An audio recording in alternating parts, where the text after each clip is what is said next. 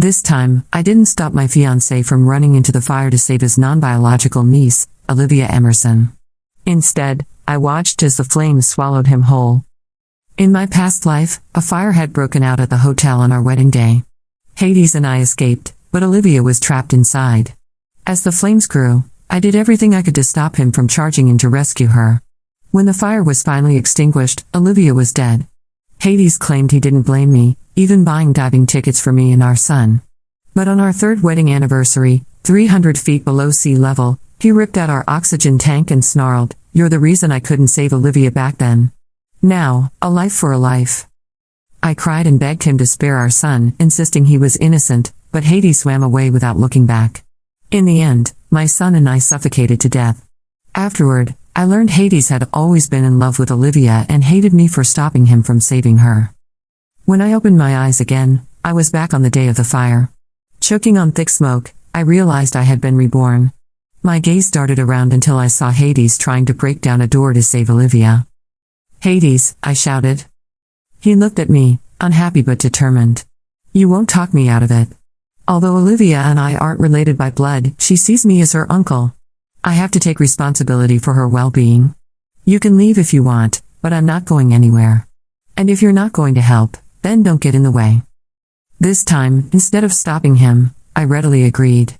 "All right." Hades froze for a second, then went back to breaking down the door. I ran out of the building. Half an hour later, Hades emerged carrying Olivia. He was limping, blood pouring from his knee, but he didn't glance at me as he lifted her into the ambulance. In my past life, I'd stopped him from going in, which led to Olivia's death and years of resentment. On our third anniversary, the same day as her death, he had murdered me and our son. I knew now that he'd always loved her. So this time, I didn't interfere. That same day, I applied to volunteer as a teacher in a rural mountain school. "Cassie, you've just gotten married. The program lasts at least 3 years. Are you sure?" the principal asked. "I'm sure. I'll report in 7 days," I replied without hesitation. I had decided to walk away and give Hades and Olivia my blessing. My injuries were minor and quickly treated. Olivia was still unconscious, and Hades refused to leave her side, ignoring his own injuries. Even the doctors asked me to talk sense into him. One look at his knee told me it was dislocated. "The doctor says your leg injury is serious. Let them treat you, I'll stay with Olivia," I said. "I'm a man. What can a small injury like this do to me? Besides, Olivia will cry if I'm not here when she wakes up," he replied. Olivia was already 20 years old and no longer a child. She had always clung to Hades, sparking fights between us, but he would call me petty and accuse me of having a dirty mind for questioning their bond. He claimed he had raised her since she was 7 and she was simply used to relying on him. I gave up trying to convince him and snapped, "You've already been treated. Go home and make some soup for Olivia. Chicken soup, no peppers, light on the salt. Order takeout. I'm injured and exhausted," I added. Hades frowned but turned to Olivia when she stirred. "Olivia, you're finally awake. You've been under my care since you were 7. I raised you into a fine young woman. I don't know what I'd do if something happened to you today." Tears welled up in her eyes. "I swore on my 18th birthday that I'd stay by your side forever. Even if you don't understand my feelings, I'll never walk away from you." "I understand," Hades said, gripping her hand. "Don't worry, Olivia. I will never abandon you." Then he turned to me sharply. "Cassandra, go home and make chicken soup for Olivia." Olivia covered his mouth. "If she doesn't want to cook, that's fine. I'll go hungry. I don't want you fighting because of me." But Hades barked at me, "If you won't cook, forget about the wedding next week. Think twice, you've dreamed of this wedding for 5 years." In my past life, I would have caved instantly. This time, I said calmly, "Fine, then let's cancel it." I went home and began packing my belongings to send to the school. When Hades returned and saw the empty house, he asked, "Why is so much stuff missing?" "Oh, I donated it all to rural villages." "What?" "Those were for our new home, Olivia picked them herself." He frowned but softened. "Forget it. You're the lady of the house, you have the final say." He went into the kitchen and returned an hour later with soup. "I shouldn't have lost my temper earlier. Please don't hold it against me." I didn't touch the soup. When he tried to act sweet, I moved away. His embarrassment turned to anger. Are you still suspicious of Olivia? She only said those things on her 18th birthday because she was drunk. I rejected her and punished her afterward. She's young, she'll learn. But I remembered the wedding invitation she designed, where she'd photoshopped herself in my dress and listed herself as the bride. Hades had brushed it off back then, but the joy on his face had been undeniable. Don't you want to go through with the wedding? He pressed. Or are you trying to push me toward Olivia? I avoided an argument and said I'd drink the soup later. Satisfied, he went into Olivia's room. Through the cracked door, I heard him on the phone. I found the white lace and pink mesh ones. The black silk set was in the bottom drawer. Olivia laughed on the other end. Hades lifted the lingerie to his nose and smiled. When he saw me, he said, "Don't overthink it. She's allergic to disposable underwear." Then he handed me a bag. "Wash these for her." When I refused, he snapped, "I've been washing her underwear since she was a child. I don't want your dirty hands contaminating them anyway." He announced he'd stay with Olivia in the hospital and that in 7 days, we'd have our wedding do-over. That day, Olivia posted a photo of purple lingerie on her hospital bed with the caption, "Hades gifted me this new set. He knows my size like the back of his hand." I liked the post and took a screenshot. For 6 days, she flaunted their relationship online. On the last day, she wrote, "To save me, Hades's leg went untreated too long. He's now disabled for life, but I'll take care of him forever." While they played their game, I erased every trace of myself from the house. On the morning of the wedding do-over, I placed my wedding dress in Olivia's room, sent all the screenshots to Hades, blocked his number, grabbed my luggage, and headed straight to the airport. The airport smelled of fresh coffee and jet fuel, a mix that felt almost intoxicating after days of stale hospital corridors and suffocating silence at home. I had no destination in mind, just anywhere that wasn't within Hades's reach. When the ticketing clerk asked where I wanted to go, I simply said, "First flight out." It didn't matter where it landed. I wasn't running toward a place, I was running away from a person, from a life I had allowed to strangle me twice. On the plane, I scrolled through Olivia's social media posts one last time. The comments were full of sympathy and admiration for her so-called sacrifice to take care of the man who had risked his life for her. No one knew the truth, how calculated her dependency was, how deep her claws sank into him. My fingers hovered over the delete button on the screenshots I had collected, but I stopped myself. They weren't just evidence, they were reminders. I needed those reminders if I ever thought about going back. I arrived in the capital the next morning. The air was cooler here, crisp in a way that cleared my head. The program I had applied for sent me a message confirming my placement in a remote mountain school. It was a 3-day journey to reach the village, with winding roads and no cell signal for most of the way. That was exactly what I wanted, distance and invisibility. The first night in the capital, I stayed in a small hostel. I lay awake, listening to the creak of old floorboards, my mind replaying scenes from my past life. In that life, after Olivia's death, Hades had become a shadow of himself. I had tried to fix things, to be patient, to absorb his coldness and venomous if love alone could thaw him. But every smile he gave me was a lie, every touch a performance. I had been the intruder in a love story I didn't know existed until it was too late. This time, I wasn't going to be his second choice. 2 days later, I boarded a dusty minibus heading for the mountains. The road was rough, the kind that rattled your bones and made conversation impossible. Outside the window, forests stretched endlessly, broken only by small clusters of weathered houses. Children played barefoot in the dirt roads, chasing each other with sticks and shouting with pure joy. It was another world. When I finally arrived at the village school, I was met by the principal, an elderly man named Mr. Zhao. His handshake was firm despite his frail frame. "You must be Cassandra. The children have been waiting for a teacher for months. Some of them have never been inside a real classroom." I glanced at the tiny building behind him, 2 rooms, a rusted tin roof and windows patched with plastic sheeting. Inside, wooden desks were scarred with carvings and a single blackboard leaned against the wall, cracked in one corner. There was no electricity, no computers, no modern supplies.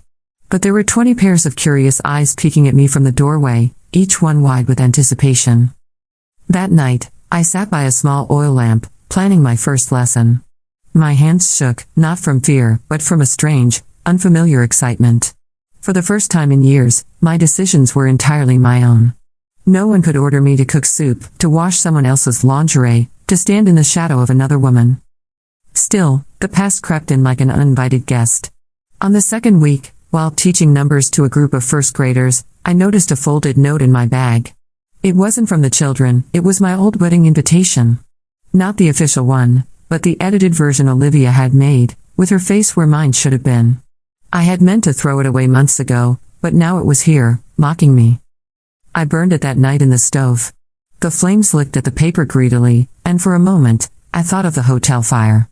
The way smoke had filled my lungs. The way Hades had looked at me, not as his bride, but as the woman who stood between him and the girl he truly loved. Weeks passed. The school became my refuge. I woke before dawn to gather water from the well, taught until the sun dipped behind the hills, and spent evenings helping children with homework by candlelight. My hair grew longer, my skin tanned from the mountain sun, and my laugh, once rare, became part of my daily life again. But peace never lasts forever.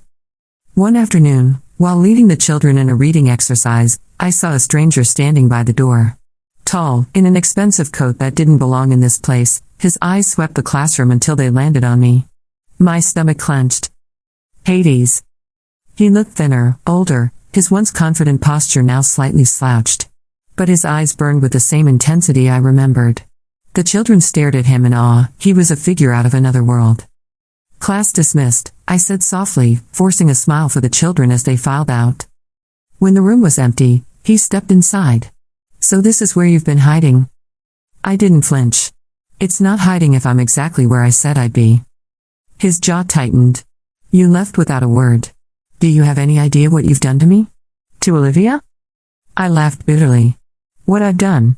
You mean removing myself so you could take care of her without guilt? Sounds like a favor to me. He took a step closer. Olivia's health has declined.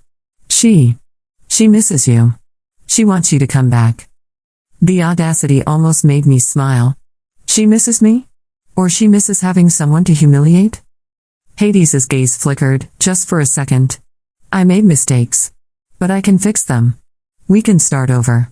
I'll call off the wedding if you want. I looked at him for a long time, remembering the moment under the sea when he ripped away my oxygen tank, his eyes full of hate. You already killed me once, Hades. You don't get another chance. His lips parted as if to speak, but I turned away, picking up a stack of papers. You should go. The roads are dangerous after dark. He hesitated, then left without another word. That night, I sat outside under the stars, listening to the wind in the trees. My heart was pounding, but not from fear. It was from the strange, electric thrill of knowing I had finally told him no, and meant it. What I didn't know then was that his visit was only the beginning. In the weeks to come, he would return, bringing offers, threats, and finally, the truth about Olivia that would make even my worst memories of her seem tame. And when that truth came to light, I would have to decide whether to keep my hard-won freedom, or use it to destroy them both once and for all. The following week was unusually cold for the mountains, the kind of chill that seeped into your bones no matter how many layers you wore. I was boiling water on the small iron stove when I heard the sound of an engine, uncommon in a village where most people traveled on foot or by mule. Peeking through the window, I saw a sleek black SUV rolling up the dirt path, its tires kicking up clouds of dust. It wasn't Hades this time. It was Olivia. She stepped out of the car wearing a cream-colored coat that probably cost more than the entire school's annual budget. Her hair was perfectly styled, her lips painted the same shade of red she had worn on my wedding day, the one she had almost stolen. A driver opened the trunk and handed her a box wrapped in glossy paper. I stepped outside before she could knock on the school door. What are you doing here? She smiled, though it didn't reach her eyes. You've been hard to find. Hades told me where you were. I thought I'd come see for myself. You came all the way here too. What? Show off? I asked. She tilted her head, pretending innocence. To make amends. We've had our differences, but you're important to Hades. Which means you're important to me. Important.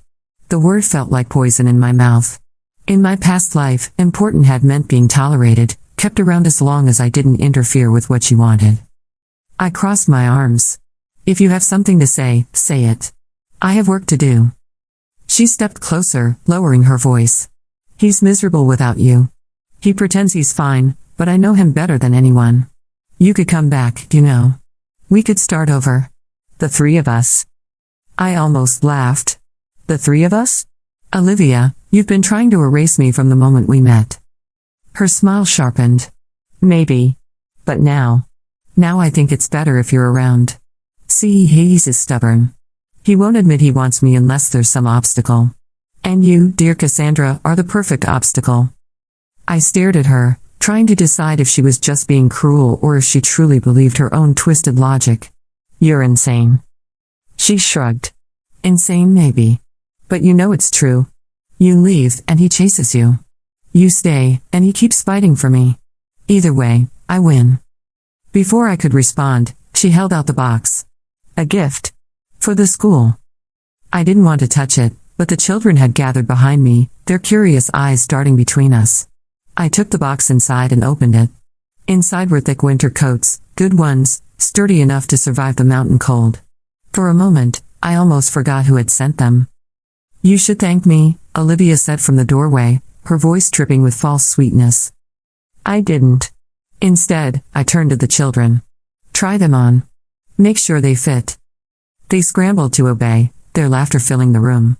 Olivia watched them with an expression I couldn't read.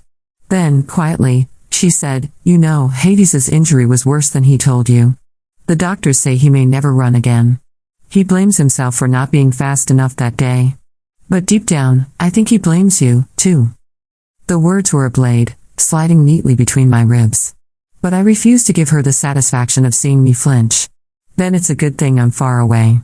Now he can spend all his time with you. She smiled again, a flash of triumph in her eyes. We already do. That night, I couldn't sleep. Her visit had left a sour taste in my mouth, but it had also stirred something dangerous, a curiosity I didn't want to acknowledge. If Hades was truly injured, if he really blamed me, why come here? Why send Olivia? 2 days later, I got my answer. It was late afternoon when a messenger from the nearest town arrived with a letter. The envelope was thick, expensive, and embossed with a gold seal I recognized instantly, Hades's family crest. My hands itched to tear it up, but something in me hesitated. Inside was a single sheet of paper, written in his unmistakable handwriting. Cassie, I made a mistake letting you leave. Olivia isn't what you think she is. I need to tell you the truth before it's too late. Please meet me at the Red Lantern Inn on the 15th. Come alone. H. The Red Lantern Inn was a half-day's journey from the village. I read the note twice, then folded it neatly and tucked it into my coat pocket. I wasn't sure if I would go. The days leading up to the 15th were filled with a restless tension I couldn't shake. I kept telling myself I had no reason to see him, that nothing he could say would change what I knew. But late on the night of the 14th, as the wind howled against the windows, I found myself packing a small bag. The journey to the inn was grueling, the road slick with ice. By the time I arrived, my hands were numb. The Red Lantern Inn was warm and dimly lit, the scent of spiced wine heavy in the air.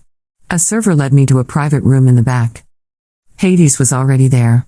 He stood when I entered, leaning heavily on a cane. His face was pale, his jaw unshaven, his eyes shadowed with exhaustion. You came, he said, relief flickering in his voice. I closed the door behind me. I shouldn't have. He gestured for me to sit. Please. Just listen. I stayed standing. Say what you need to say. He took a deep breath. Olivia. She's not who you think. She's been lying to both of us. That fire, he hesitated, then met my eyes. It wasn't an accident.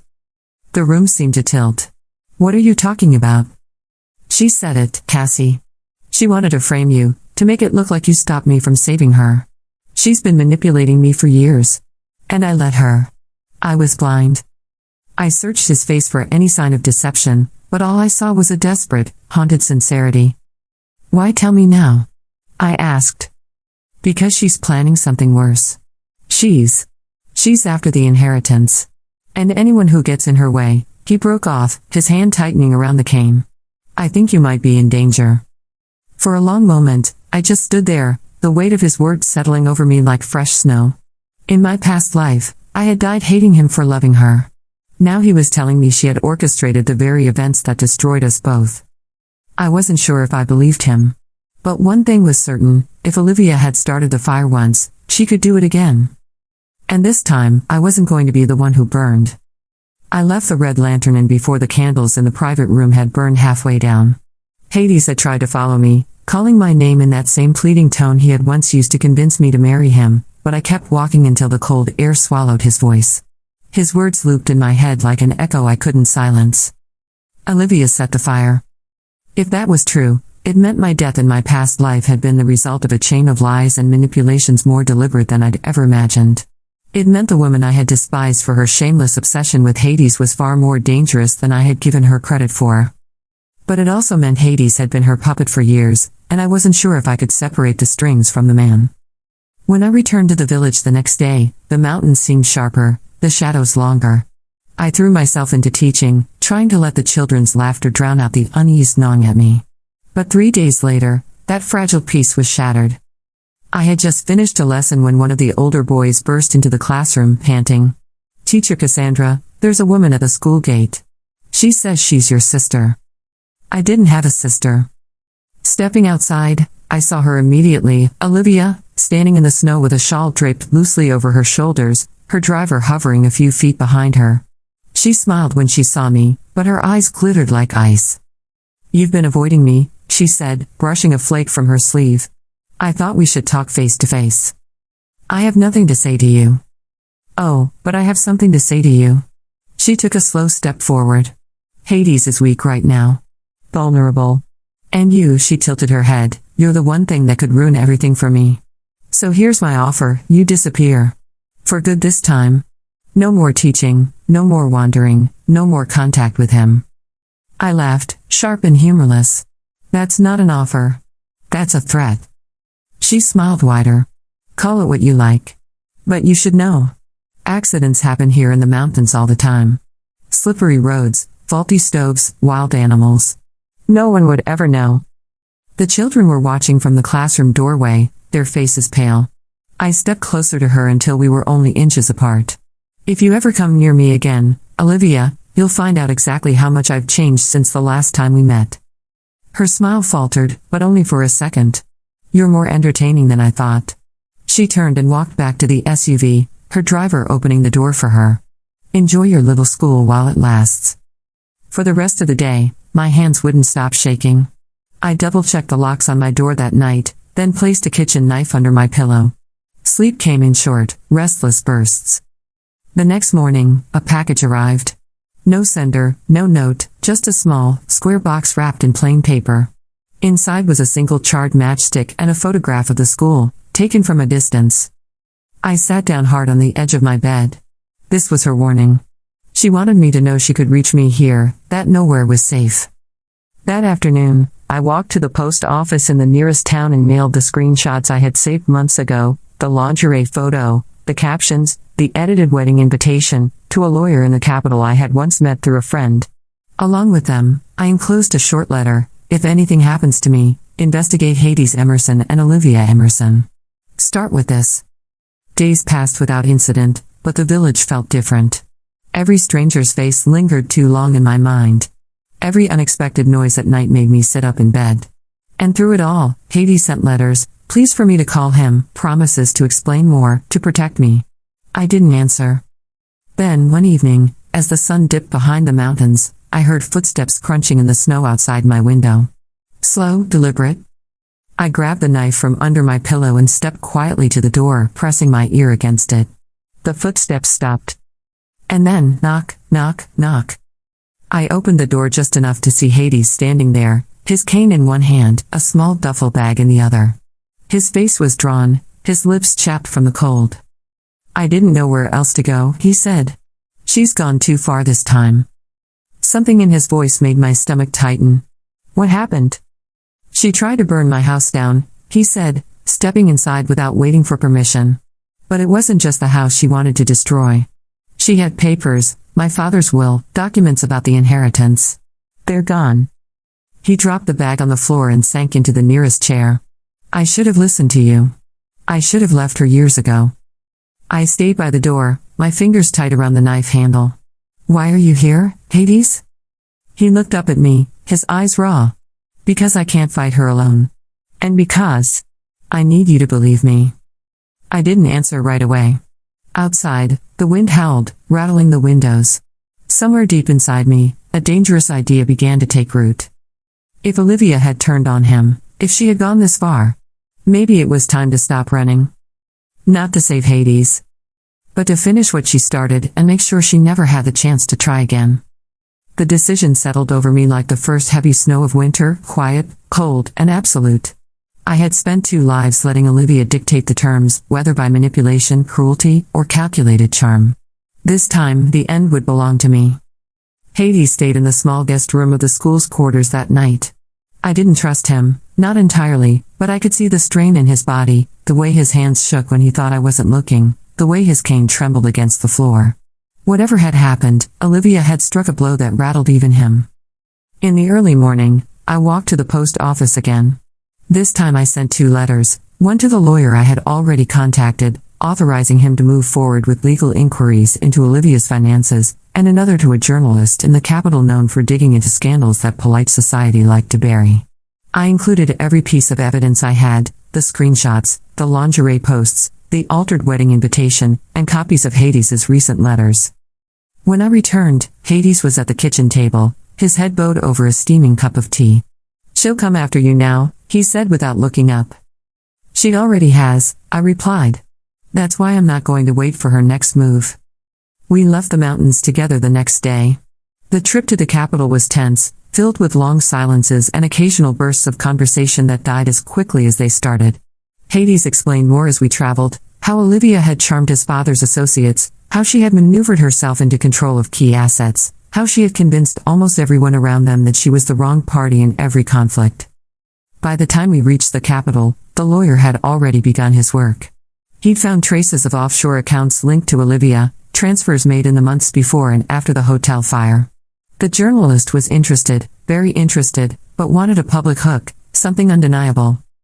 That hook came sooner than I expected. 2 days after our arrival, Olivia walked into the lobby of the hotel where we were staying.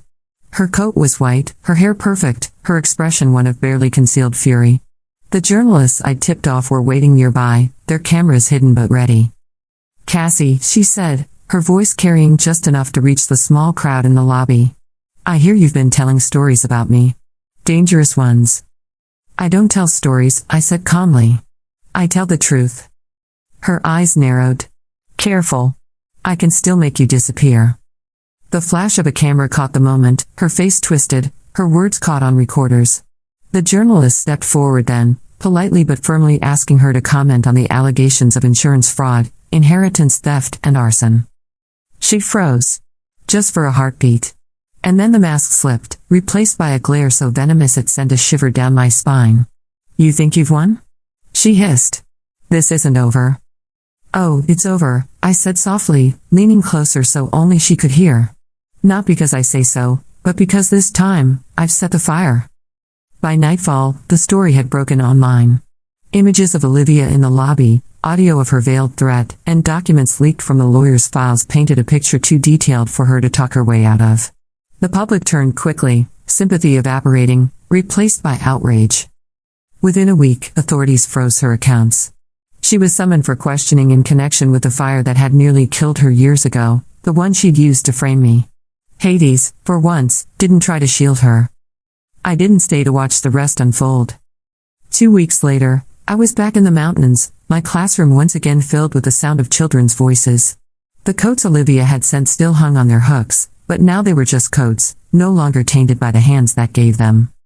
On the first clear night after my return, I stood outside and looked at the stars. The air was sharp, the silence deep. Somewhere far away, Olivia was facing the consequences she had evaded for so long. In my first life, I had died suffocating under the weight of her lies. In my second, I had burned those lies down to ash. And in this one, I finally breathed freely.